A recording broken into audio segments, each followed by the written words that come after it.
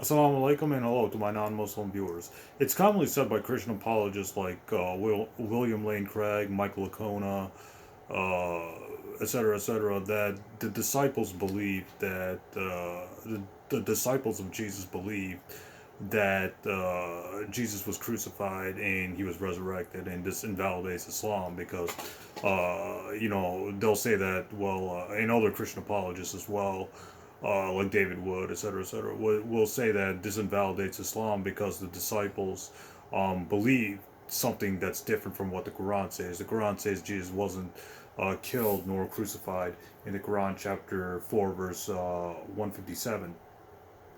So Christian critics of Islam, like William Lane Craig, Michael Lacona, etc., and other Christian critics, will say Islam's wrong because of what the disciples believed. But the only evidence that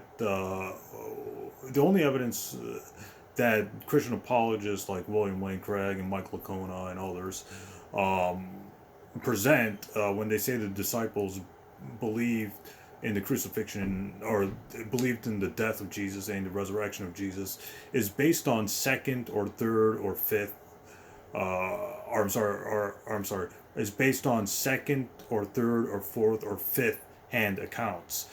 We have no writings by the disciples of Jesus themselves. So what we have is Paul saying that Jesus appeared to the disciples, but he doesn't say that's what the disciples believed, right? That's what Paul believed. Paul believed Jesus died and was raised on the third day, but that doesn't necessarily mean that the disciples believe that. It's just Paul saying that.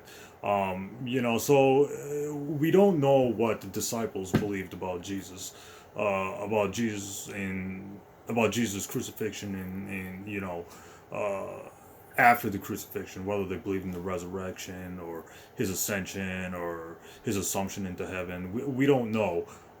We don't know for sure what they believed. These disciples believed. Uh, what comes down to us is based on what other people say the disciples believed. Like Paul. Paul is the first one who says, "Yeah, the disciples, Jesus appeared to the disciples and stuff like that." But Paul doesn't say that's what the disciples believed. The Gospels are quite probably just what someone said that someone said that someone said that someone said they believed. So this isn't really good evidence. Basically we don't have any writings from the disciples themselves. We don't know what Peter wrote, or we don't have any document from coming from Peter's hand or James' hand or Andrew's hand or Philip's hand. None of the disciples wrote down anything. That even conservatives will admit this. They'll say that, well, we don't know who wrote to Peter and things like that. So the only evidence we have that the disciples believe um, in Jesus' crucifixion and resurrection is based on second or third or fourth or fifth hand accounts.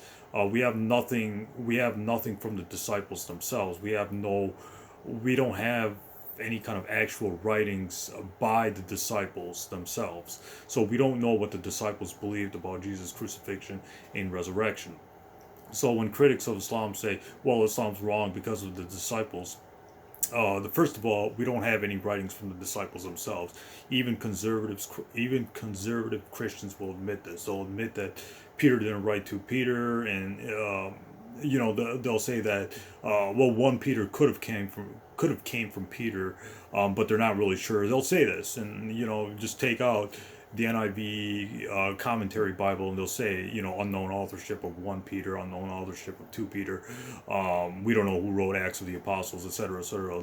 There's unknown authorship in the New Testament, so how can we trust people we don't even know?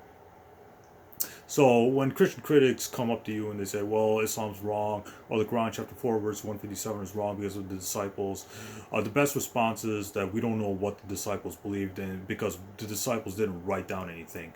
The only evidence that we have is the New Testament, and the New Testament is based on second or third or fourth or fifth hand accounts. It's not based on eyewitness testimony. So Paul was not an eyewitness to Jesus' ministry, and Paul and the disciples didn't get along. Paul and the disciples were teaching different things about Jesus. You can read this in 2 Corinthians, Galatians, etc., etc. So Paul and the disciples weren't getting along in theology. They were preaching different things about Jesus.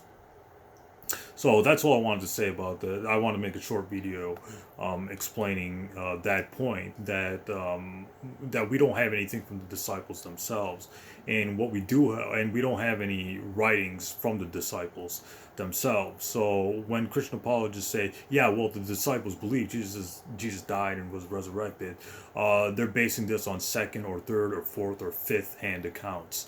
Paul is a second hand account at best. Whether he's trustworthy or not, it doesn't look like Paul's trustworthy anyways. But even if, let's just say for the sake of argument, Paul is trustworthy, this is a second-hand account. It's not Paul definitely was not an eyewitness to Jesus' ministry. So there's that. So we don't know what the disciples believed, and we don't. So Christians can't say Islam's wrong because of the disciples, because first of all, we don't know what the disciples believed about Jesus' crucifixion and resurrection, and second of all, we have no writings from the disciples themselves. It's a fact now that 2 Peter didn't come from Peter, and there's serious questions about who wrote the book of James and Peter, not only from the liberal side but from the conservative side as well. So that's all I wanted to say about that. So the Quran, chapter 4, verse 157, is in no way, shape, or form historically inaccurate because of the disciples. Because the fact of the matter is, we don't know anything about the disciples. We barely know anything about the disciples. It was Pauline Christianity that prevailed over the disciples' version of Christianity. So we know what Paul believed, but we don't know what the disciples believed when it came to the crucifixion and resurrection. Thanks. So long.